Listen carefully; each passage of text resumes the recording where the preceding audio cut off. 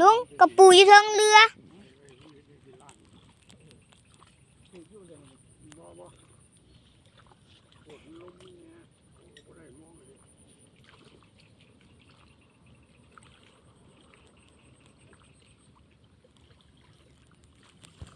ลุงว่ากระปูบ่นี่ดิมียังใส่ก็ใส่ตะกร้ารถตัว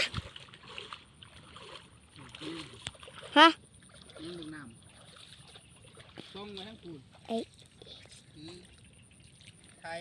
กล้องมันเก็บเลยพี่